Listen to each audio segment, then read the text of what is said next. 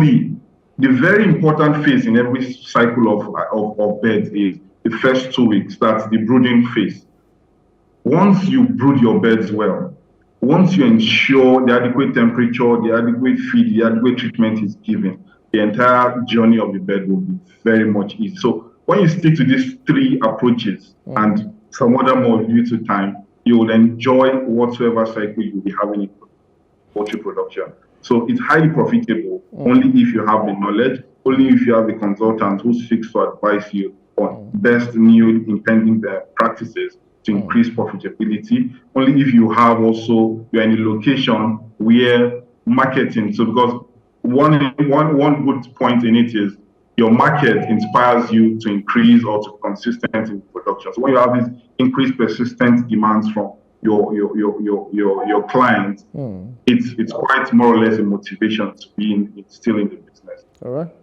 So as we wrap up now, Nabil, let's talk about, I know you've talked about feeds, the price of feed. Are there other peculiar challenges, and then what are also the opportunities in poultry production? And if you were to analyze, how would you say is the effect of poultry production in agricultural generally in the country? Very quickly. Okay, thank you. So the fact still remains, the livestock production in general contributes to a huge percentage in the country's GDP.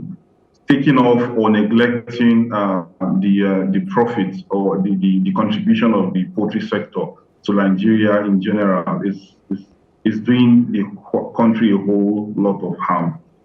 The country and globally, we are craving for the issue of food security.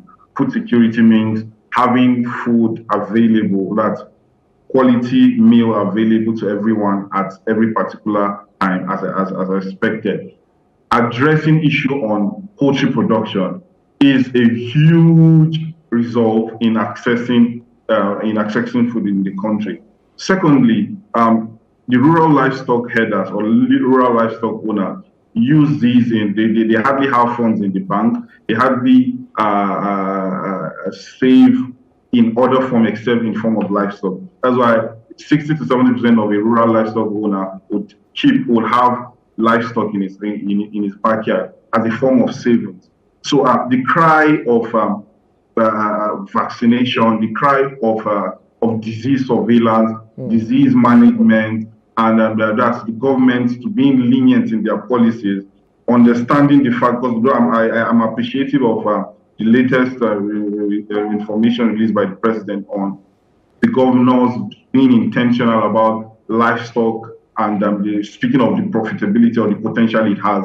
So if the government would understand that, okay, let's create these guys, these entire farmers into cohorts, let's provide intervention, let's provide them with support, let's ensure that there is a premium market demand for each of these products.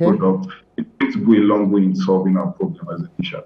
All right, Nabil, I just want to still find out as I wrap up in the next 1 minute or so, if I were to invest, I'm thinking from my Igbo mentality. You know, I'm a businessman, an Igbo man, calculating, pressing my calculator and all of that, you know, doing the maths and everything. So if I were to invest in poultry, but just how soon can I begin to see return on investment?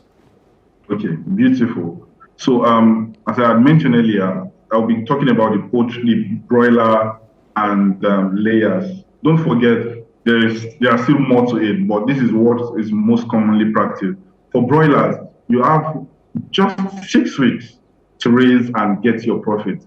For example, you can invest ₦1 million, adequate management, and after 6 weeks, you'll be getting more than ₦1.4 million with your good practices. That's good. In layer production, which I love more, it's a more of a long term. You'll be, after you raise your birds for just from day old to point to lay at 4 months, you have 2 more years and a half to consistently make money. Okay. Consistently on a daily basis, you're making money from the eggs, you're making money from the feces, you're making money from the bag of feed, and you could even develop into producing or rebranding your feed, because 70% of the cost in every poultry production is on the feed. So when you solve the dynamics of feed, you are also you're breaking even. So profitability is guaranteed for poultry for broilers at 6 weeks, while for layers from 4 months of age till another 2 years. Thank you so much, Nabil. I now know that in about 2 months or so, or in less than 6 months, I can really get so much money out of poultry if I actually follow the guides that you have mentioned. My guest, Nabil Yakubu, veterinarian livestock expert. Many thanks for being a part of Business Insights for today. Yeah, thanks for having me. It is indeed our pleasure. Yeah. All right, that's the size of the show for today. I'm sure you might want to consider poultry farming or any other aspect of agriculture because it is a boomer for the country. Many thanks for being a part of the show. My name is Justin Akadonye. See you again next time.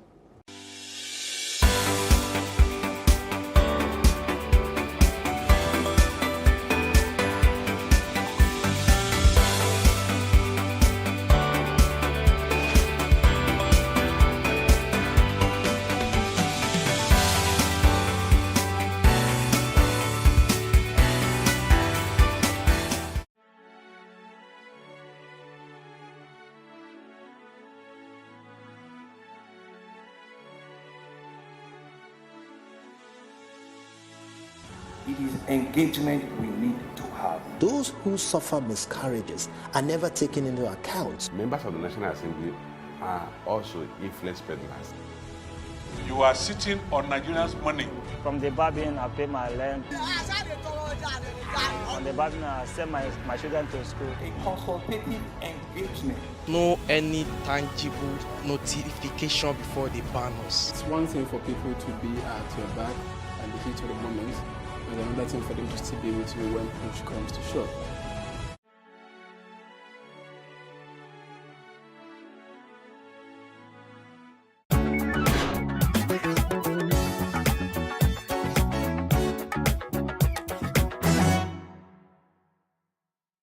Reading is an essential habit and a culture that must be developed. Nigerians are generally believed to have a poor reading culture. The role of government in promoting reading and equipping reading spaces and libraries in Nigeria cannot be underestimated. But first, we must look at the development of reading habits from the home and the role parents play in encouraging their children. My parents, my mom used to be a teacher, so reading was obviously part of a curriculum. And then my father used to be a professor and is an author. So I started reading very, very early, and I started reading books that were higher than my age grade. I was reading African Writer series from age 7, age 8, and reading encyclopedias by that time. So obviously my parents had a huge part and encouraged that in me. In the Nigerian book market, there's a high influx of foreign authors writing for children, but very few Nigerian authors telling relatable, homegrown Nigerian stories. If you start out reading stories even to your baby, even before they're 1, and then as they get older, buy appropriate materials that are colorful, with easy to read words, and read with them. I think that helps. Adedotun Enyade, a co-founder of Robin Heights, a leading bookstore in Nigeria, has tips for Nigerian authors and how they can improve on their work and get into the hearts of readers. The story has to be good, right? If you're writing, whatever you're writing, if you're writing fiction, if you're writing non-fiction, it has to be really, really compelling, one. Next thing would be in terms of the packaging, right? People have gone past the era where you just take your books to just about any printer to print for you. I think, publishers, self-published authors as well, they need to invest in ensuring that the quality of the book, the final output is one that would, stack up with any book, published, elsewhere in the world. So that's really important. Then I think, what would be the most important tip for me to them would be just they need to invest in marketing. The book business, like any other business, is challenging. If you ask anyone who's running the business in Nigeria, they will tell you capital, of course, right? Book selling is also, as with any other business, is also quite capital intensive. Getting to pay your rent, getting to actually buy the books and stock up your shelves when you have them. Hiring good people requires decent amount of capital. So I would say it's getting the startup funds to to set up something. And then if you're looking to do do it at scale like we're hoping to do, then it also requires you raising funding, which isn't readily available in commercial banks, right? I don't think a bank would say they want to give you a loan to set up a bookstore. They probably will be skeptical about the number of people who read. So for us, I think it's just I would say capital is at the top of a totem pole. It is commendable that certain individuals and organizations are making concerted efforts to revive the reading culture in the country. The government should also redesign the school curriculum to incorporate more reading activities in primary and secondary schools.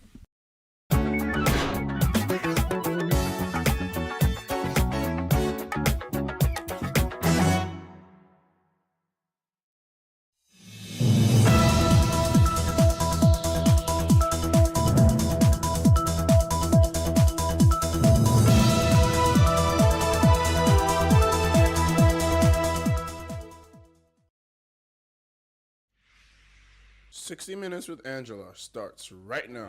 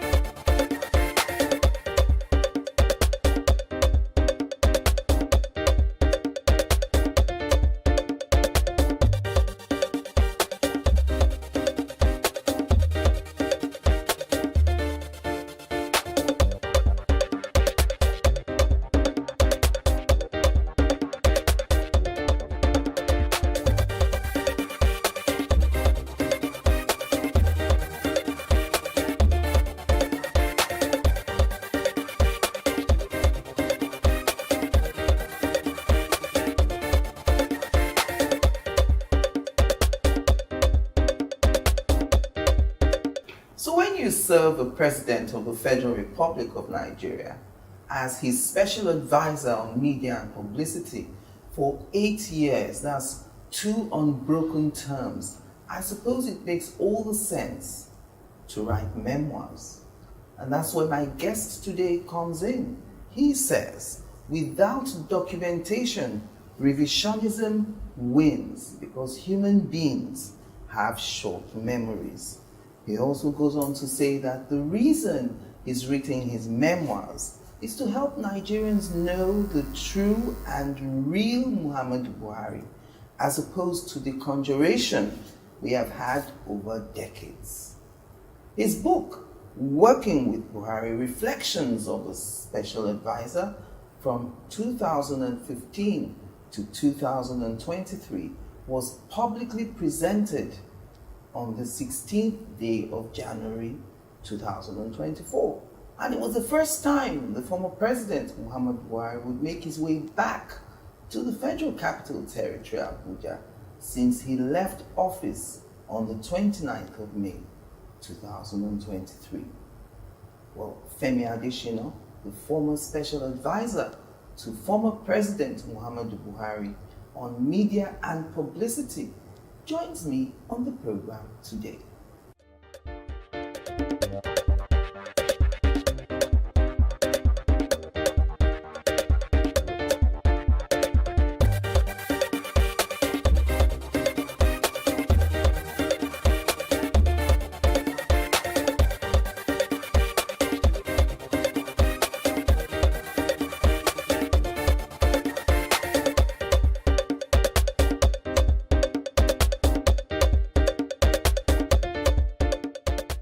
Thank you for coming on 60 Minutes with me. It's been like 6-7 years of not really having these conversations. Oh, that long? But before your appointment as a special advisor, you wore many caps. You would be termed to have reached the height of your profession.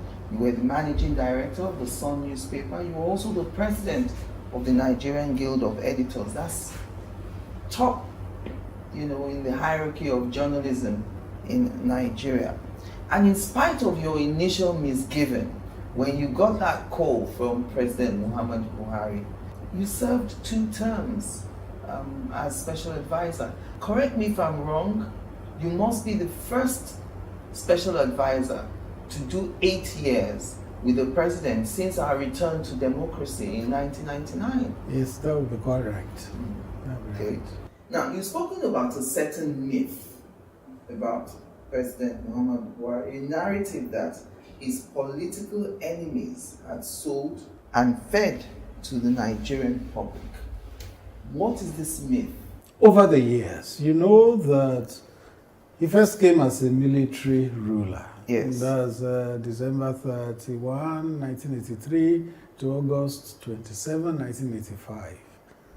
And he ruled with an iron fist. That gave people the excuse to now say he was a dictator. When he came out in 2002 saying he had become a Democrat, they didn't believe him. Yes. They felt it could never happen. In fact, they felt he would be a worse dictator than he was as a military leader if he was ever elected. So there began systematic demarketing of the man Buhari. He's a dictator, he's a religious bigot, he's a Muslim zealot, he is a man who doesn't have a wide perspective of the country, he is too clannish, narrow, Yeah. and all that. All sorts of perspectives which were not correct. They succeeded in selling that to Nigerians in 2003, 2007, and 2011. So he didn't win the election in those years. But by 2015, Nigerians were not ready to buy those things again. Those arguments had become prosaic, jejune, and Nigerians just said, this is the man we want, and they voted him in. So a lot of people changed their minds about him, voted him, but there were some who remained in their entrenched positions. That was why, having then worked closely with him for 8 years and seen that he is none of those things they paint him to be, I just felt I would write a book to put things in their proper perspectives. And the book was well received by him. I just wondered, when you showed him the manuscript, because I know after you left office, you disappeared for a few months to finish the book. Yes. And then you got back and you went straight to see him in Daura. Yes. What was his reaction to the book? Yeah, when I gave him the manuscript, the first thing he did was to go to the contents page. Yes. And when he looked at the titles of each chapter, some he will read and laugh, and then some he will just smile and nod. At the end of the day, he said, Nigerians will love to read this book. Nigerians will love to read this book. He flipped through the pages. There were some areas I asked him, I mentioned this. Should I remove it? He said, leave it. It's part of our history. Leave it there. Now that the book is out, I see them playing up all those in the media and trying to make mischief with it. I just laughed. They didn't know that even the former president had known and approved those parts to be Okay, so I was reading one of the comments on Twitter. Someone said in reaction to your book that, it looks like this Mr. Adesina, he don't plan this book. He knew that he was going to write these memoirs from day one. Your power of recollection is what they couldn't get over. So I suppose my question is, when you get an appointment such as that, is that the first thing that comes to your mind? I've got to start preparing for my memoirs. Or when does the idea come in? Not exactly. If you asked me along the line, are you going to write? I would say maybe yes, maybe no. Yes. I wasn't quite sure whether I would write or not. So it was not as if I went into government planning to write at the end of it all. Yes. I could have written and I may not have written. I just, sometime when we finished, decided that, okay, I will write. So it was not as if I went into government planning to write this. Let me tell you an encounter between myself and the then General Buhari on phone. The first time he called me was the build-up towards the 2007 election. I had written an article about him in the Sun newspapers. The following day, my phone just rang. And he said, this is Muhammadu Buhari. I said, which Buhari? He started laughing, and I just started laughing. I said, General! And then we started talking. He said, I read the article. He said, you must have the memory of an elephant. All those things you wrote there, how did you remember them? That was pre-2007. Okay. So most of the things in this book too, yes, some were jotted in the course of working in government, some were retained. Recalled. Yes, I retained and then recalled at the time I was writing. So one of the more controversial topics that you touch upon in your book is that of Nnamdi Kanu, who is, by the way, still detained, been detained since June 2021. You alluded to the fact that if Nnamdi Kanu was not extradited to Nigeria, he would have been eliminated. No. That was a twist of what I wrote. I read that twist, yes, which is not correct. What the president said when the high-level delegation from the southeast came to the president, pleading that he released Nnamdi Kanu to them, they pledged that he would be of good behavior. And the president said what they were asking him was very difficult. One, because it was already a judicial matter, and he never likes to interfere with the judiciary. Once something is before the courts, he wants the courts to adjudicate on it. And then secondly, he said to them, you asked me to release him unconditionally. He said, it's like a boy who stood outside and began to throw stones into his own house. Yes. Then why should he be released unconditionally? He said, we are a government. If we had wanted to kill Nnamdi Kanu, even abroad, we could have arranged it. Yeah. But we decided to bring him back home so that he can have his day in court and justify all the allegations he had leveled against the country. He said the country is a zoo. Let him say it before the court. Yes. So the president said, we did him a favor by bringing him home so that he can justify all the allegations he has leveled against Nigeria. There was no plan to assassinate him, and the president said, we could have if we wanted because we're a government. Said, but that didn't come into our thoughts at all. We preferred that he be brought home so that he could justify all the allegations. What he had been saying. Yeah. One of the most interesting recollections for me in that is the Emilio Con episode. And the decision, as you put it, by the principal aides of former presidents to brief him when you were airborne. I think you were on a travel with the president in Spain then. So you all decided that once you were airborne, you as his advisor would approach him so that, according to you guys, you didn't want him to get a varied and distorted version. Now, we all remember that speech of Emilio Con. What could a varied and distorted version look like that would be worse than the perception and implication that those words had already created, on that fateful day in Abeokuta? I'm trying to see why your team thought it was important to brief the president and why you thought it was possible for a varied and distorted version to be given to the president. Now, when something happens, look at the newspapers and the news media generally. They take it from different perspectives. Some on point, some off point. Look at stories that have been written from this book, for instance. A lot have been distorted. Yes. So that was why we felt the president was going to land in Nigeria. He will read the newspapers, and then we didn't want it to be a surprise to him when he saw all the headlines and the papers going in different directions. Yes. He will now be wondering what is the truth. Yes. That was why we held that meeting, that once we were airborne, I should approach him and brief him on all that had happened, which I did. What was his reaction? He's a man of few words. Very few words. He listened to me patiently, and that's one of his strong points. He listens. Anybody talking to him, he listens patiently. And after it, he said, Asiwaju said all that? I'm surprised. He's surprised. He said, Asiwaju said all that? And then he said, thank you for coming to brief me. That was it. And that was it. But later I learned that Later, when he got to Asiwaju, met him, and I think the iron things yes, out. the iron things out. Because I'm thinking to many of us observers who were watching the events leading up to the election, that speech would be said to have been targeted at the former president. It looked like a resistance. Of course, some of the current president's supporters have always thought that President Buhari was lukewarm at best to President Tinubu's ambition. And so in saying, Emilio, it is my turn, no one can stop me.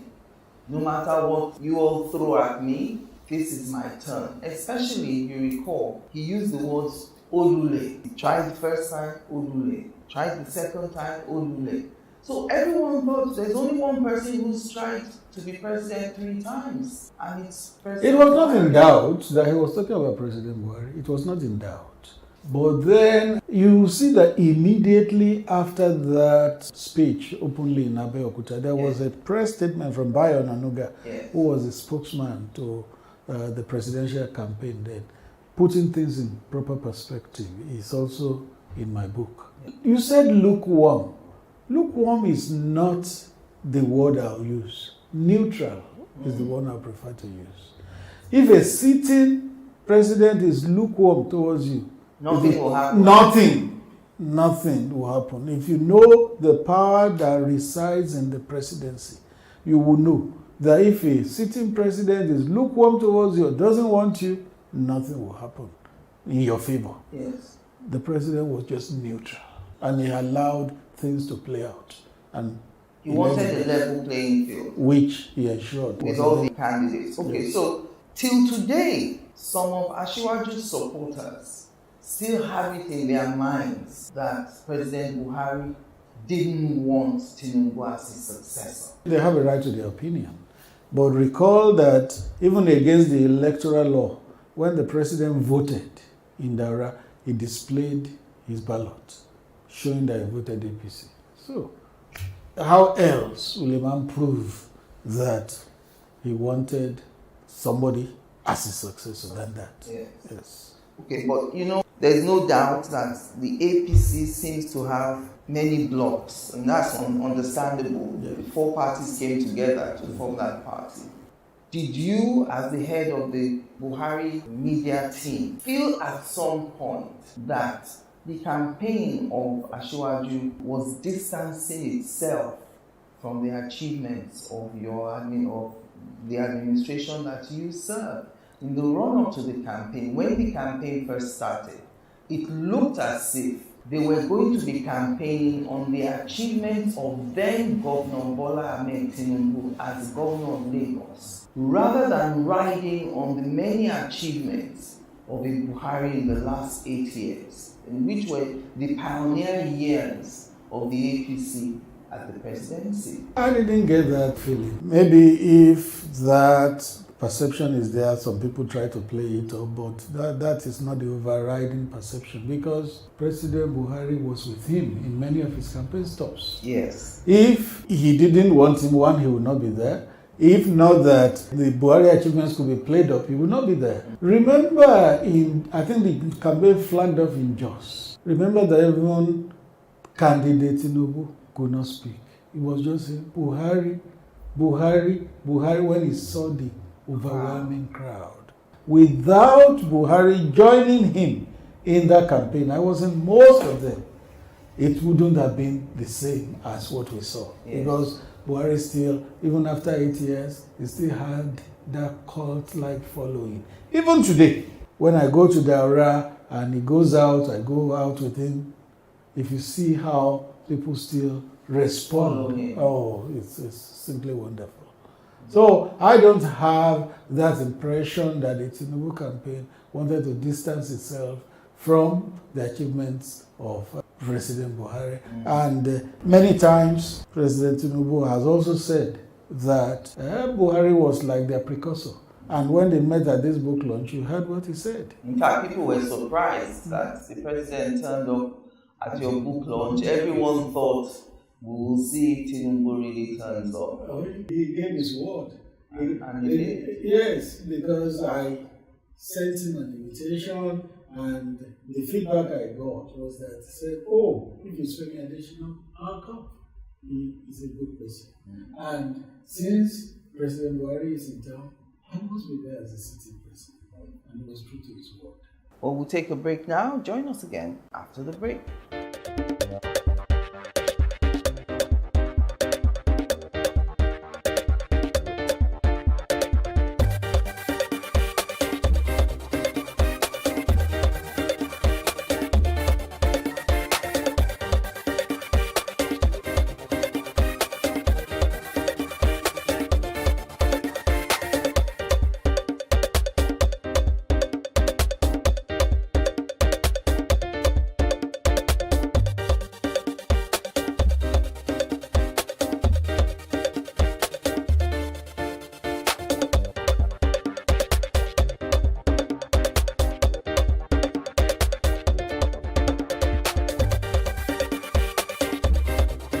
All right, welcome back, and I still want to stay on this issue of the alleged friction between former president and, one of the things that the current president's supporters hold on to is that currency change, the Naira redesign.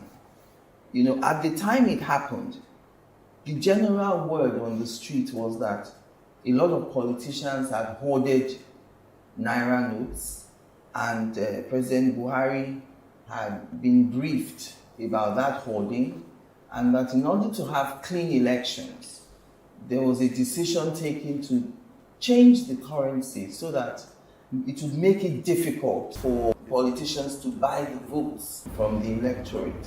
What would be your reaction to Tinubu supporters who think that that singular policy was directed at them so that it would make it difficult for them to get people to vote for the APC? Why would it be difficult for the APC and not for other parties? If it affected APC, it must affect PDP, it must affect Labour, it must affect all the other parties. The one thing leaders must know is that they need to be careful of what their supporters say. They need to discern carefully, otherwise they will cause problem between them and other leaders. So, if the Naira redesign policy was to give us cleaner elections, was it only one person that was going to the election? Was it only one party that was going to the election? So if it affected one party, it must affect all the parties. And no doubt, President Buhari still keeps saying that, do you know that in that election, 9 governors who wanted to go to the Senate couldn't win their elections? Do you see governors ever failing elections? They are retirement home. Well, we failed during that election. So we had cleaner election. It was not targeted at any single politician or any party, but we had cleaner election. And do you also recall that even during that time, kidnapping stopped? Because if you kidnap anybody and you ask for ransom, there was no cash to bring. I remember that in Kano, was it the APC secretary that was kidnapped? Day 1, day 2, day 3? Nothing. Nobody answered their call, nobody brought a dime. When the captors were tired, they just slapped the man 3 times and pushed him out. That market, because there was nobody answering them because there was no money to bring. Was the president fully briefed? Because there's still this brouhaha in the polity about whether or not the president was properly briefed, whether or not the then CBN governor had the capacity to push forward this policy. Were we prepared for that Naira redesign? Yes, I was privy to most of the things that happened as build-up to that redesign. How many times Godwin Emefiele came to meet with the president, meetings they held, which I sat in, and I had to issue statements and all that. So I guess the policy was properly enunciated. The actual implementation may not have been as seamless as it should be, but the enunciation was good, and the president was convinced that it was the way to go.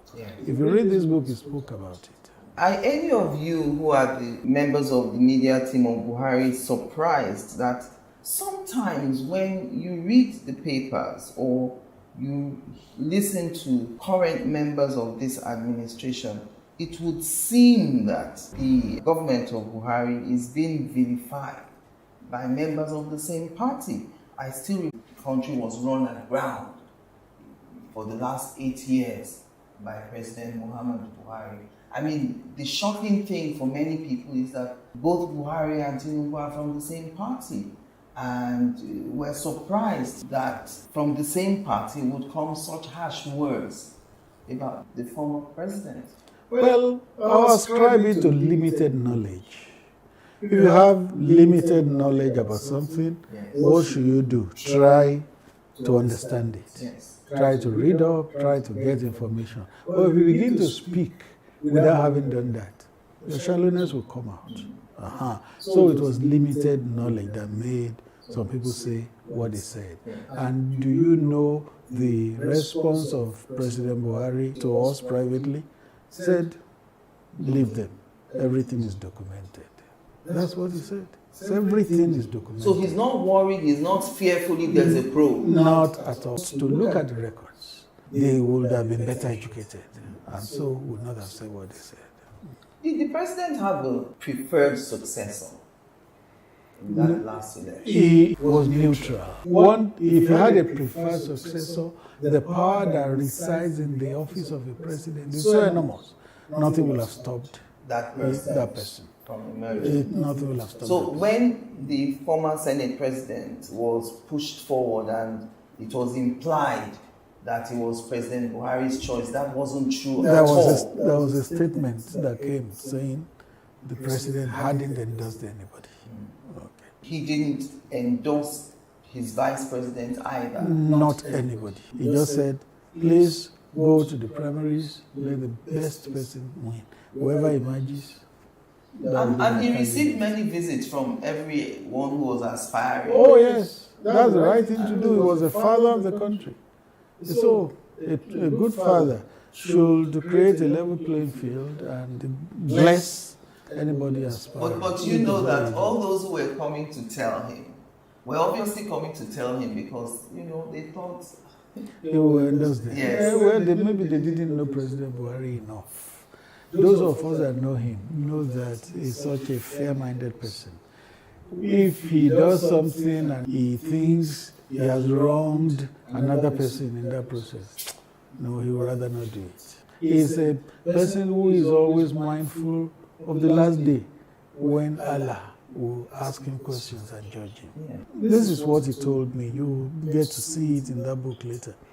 When there was talk about lopsided appointments in the country, particularly in the area of security, the day he called me to announce Lawal Daura as DGDSS, he had removed Itai Epeyong from South-South. So I said, Mr. President, tongues are wagging that you are appointing too many people from the North. You have removed a man from South-South. Why not replace him with another person from the South-South? He now told me that when he's going to fill positions like that, a committee is set up, a search team is set up, and they work. At the end of the day, they come with 3 recommendations. 1, 2, 3. Yeah. With number 1 being the best, number 2 second best, number 3 also appointable. Most times, 90, 95 out of 100 in 8 years, President Buhari will always approve number 1. And what he told me that day was, if somebody has come first in that exercise, and because of his religion, or because of his ethnicity, or because of language, or because of anything, and I bypass him, appoint another person, Allah will judge me on the day of judgment. So it didn't matter what part of the country you were from, you were the next in line. If you were the best in the exercise, it didn't matter where you came from.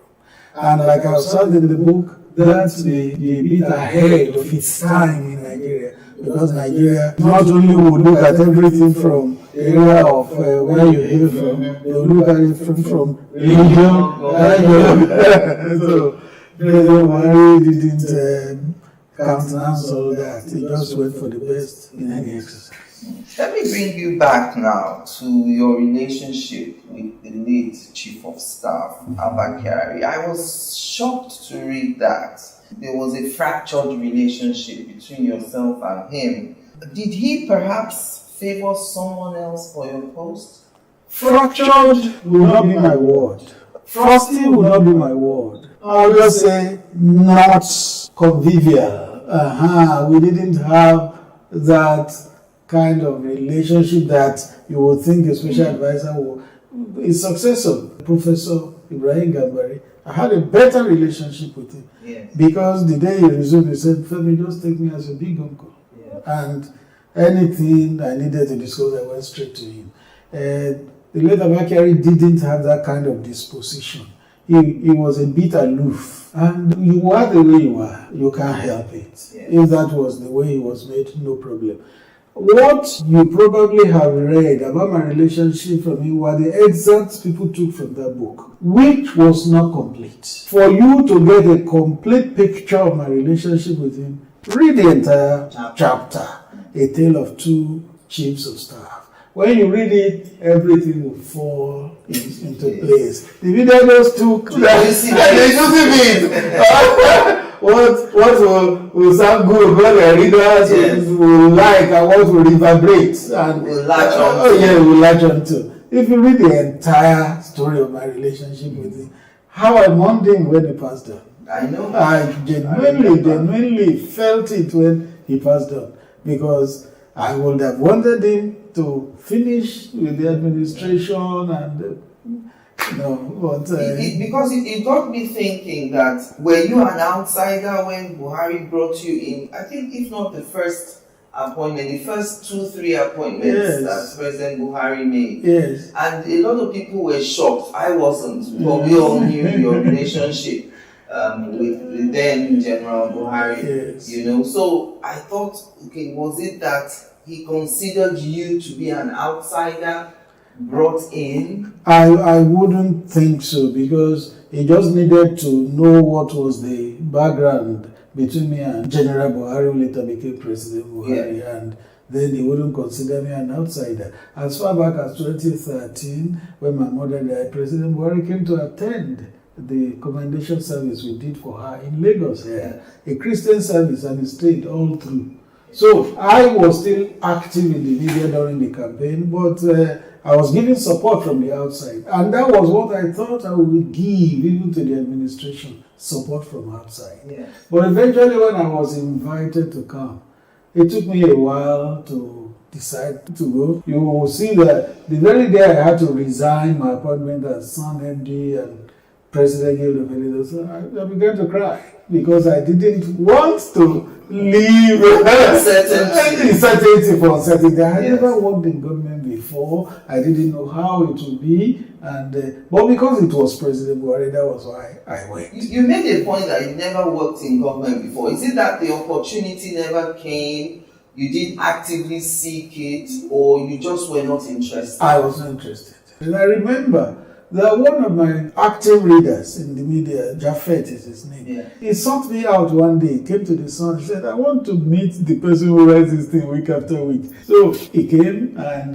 we got talking. And then he asked me, would you ever serve in government? I said, no. Straight, I said, no. Then I thought about it again and I modified my position. I said, well, I can serve in the government headed by Muhammadu Buhari. That was what I told him. That was my conviction then. Any other person apart from Muhammadu Buhari, I wouldn't have taken. So now, if you're called upon to serve, like in your home state or Osun State, for instance, would you be open to that? After 8 years, you get tired, don't you? After 8 years, I felt I had done my bit. Out of 200 million Nigerians, I had served for 8 years, more than my fair share. And you also call it a thankless job. Well, they call it so, but me, I wouldn't call it so. You remember, if you read that book, you will see the encounter between me and the Sultan of Sokoto. He had known me before I took on the assignment. He called me Kuli Kuli after my email address. So, the very week I was appointed, he came to the villa, he saw me, he said, Kuli Kuli, this job you have come to do, it's a thankless job. He said, with your predecessors, it has been a thankless job. He said, but with you, it shall not be so. And I said amen to it. So today, I don't see it as a thankless job. It was a tough job, no doubt, but not thankless. I remember when you were appointed and you coined that phrase, wailing wailers. You know, your strict loyalty to President Muhammadu Buhari. I've always wanted to know your reaction to critics who said that statement, wailing wailers, was unbecoming of a presidential spokesperson. There's a perspective. Perspectives are free. They have the right to it. But you know, the truth about the wailing wailers was that it was directed at the PDP and Olisa Metu, their spokesman. Yes. In the first few months in office, you'll find that President Buhari could not do anything right. Anything he did, Olisa Metu will issue a statement. If it rained heavily, he will issue a statement. If it didn't rain at all, it was Buhari's fault. If he saw a wall gecko in his house, Buhari turned to that wall gecko. And all that. Yeah. One day I now said, what is this? I now did a tweet that these people, they are forgetting that they have lost power. And they will be out of power for a long time. Yes. Wailing wailers. That was my tweet. Now, it was directed at Olisa Metu and his party. But anti-Buhari elements online say, oh, he's abusing us, he has called us wailing wailers. So they appropriated that tag to themselves. If they decided to appropriate it, I left them. They were welcome to take it.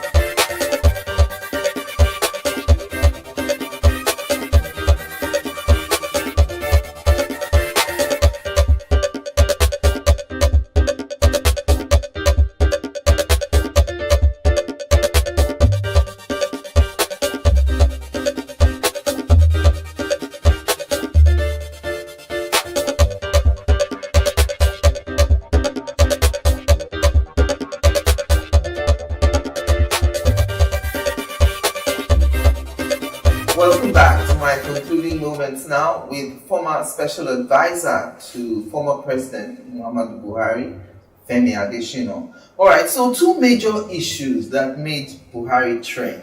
I mean, very, very major issues. One, Jubril Al-Sudan, and of course his purported wedding to the Humanitarian Affairs Minister, Sefia Omar. I mean, they even printed invitations.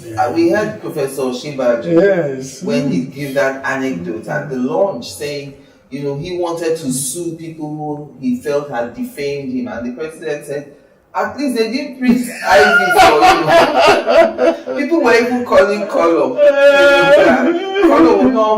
So I want to get a feeling of what happens in the villa when issues like this come up. Give us a real look into how the president reacts to those sort of stories in conversations with you. Because I know you've told me that he reads the papers voraciously and you brief him every morning on, you know, issues that you think. I tell him he wants to see. He wants to know what is going on. So what was his reaction to that Jubril Al-Sudan first? Well, the Jubril of Sudan was foolishness. It was completely obtuse. He left the country in January on a medical trip. He came back in March, went again in April, and came back finally in August.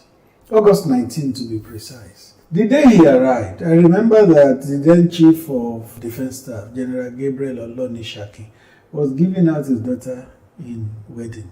So I went to attend that wedding, and naturally I was in Agbada and cap. Before I left for church, I had got a message that he would be arriving that day, that I should inform Nigerians. So I issued a statement. From the church, we went to the reception. I left the reception about 3 o'clock. Yes. The president was to land at 4, and I didn't feel I should go back home to change before going to the airport. I went to the airport. If you still recall the tape of that day, you will see that when he shook me, we were laughing. And what did he say when he shook my hand? He said, Adesina, this is the best I've seen you dressed.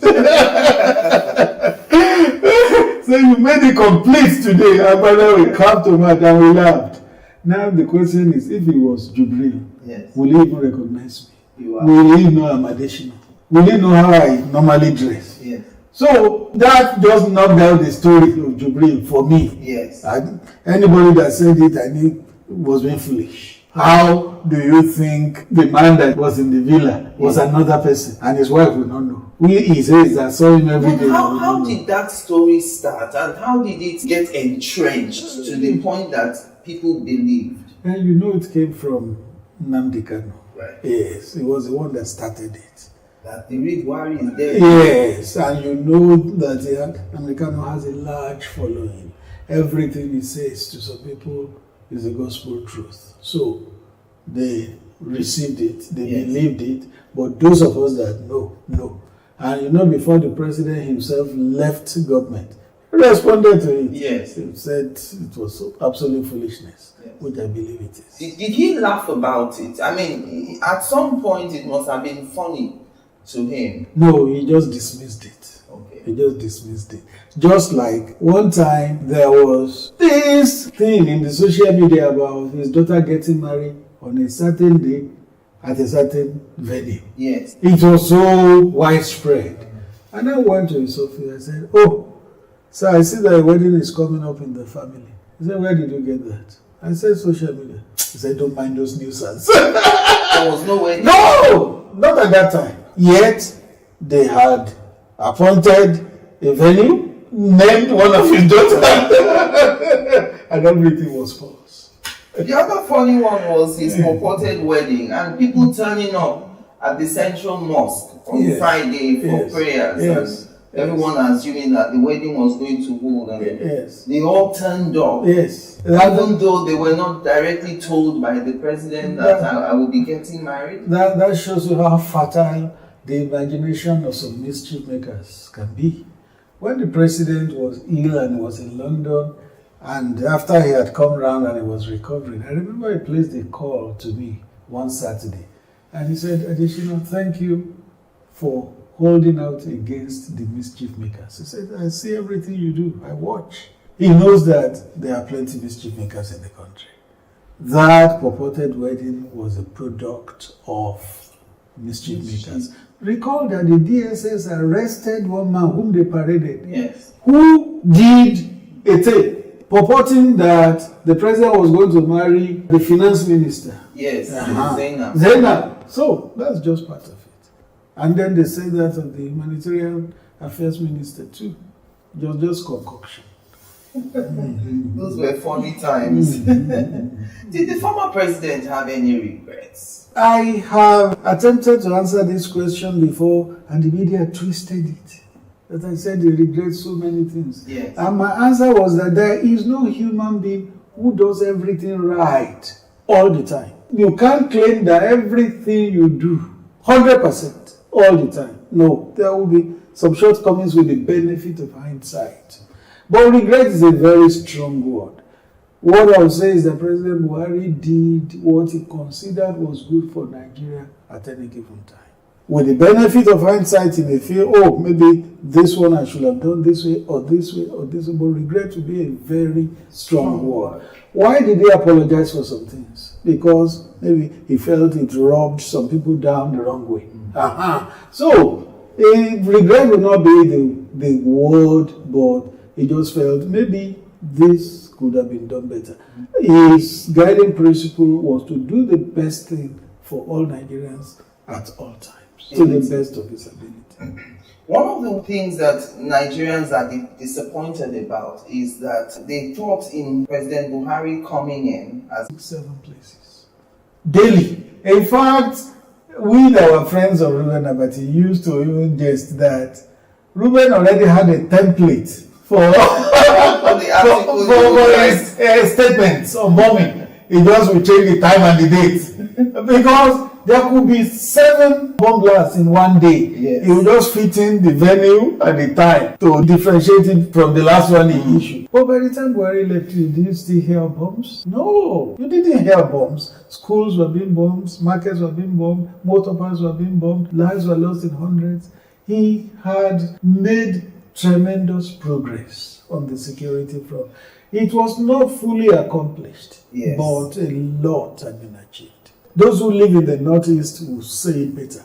I remember that in his last year in office, February of 2023, we went to Yobe. We were in the palace of the Emir, who told us that previous years nobody could stay in that palace. Everybody had evacuated, including himself, the Emir. He said they put $1 billion in that palace. Nobody but you were to go in there to say you want to take that money, because Boko Haram was sitting there. But by that time, the emirs had returned to their palaces. Orientation camps for NYSC that had been shut down had resumed. Roads that were impassable had resumed. President Buhari did a lot in terms of combating insecurity. It was not fully accomplished, but that is why governance is a continuum. Wherever one government stops, another one continues. No government can do everything. I've never seen that government. Chapter 21 of your book, you talk about the official trips. Total trips made by President Buhari were 94, 19 trips in 2016, 2023 and 2021, 5 trips each. 2020, 2 trips. I wondered why you only did 2 trips in 2020.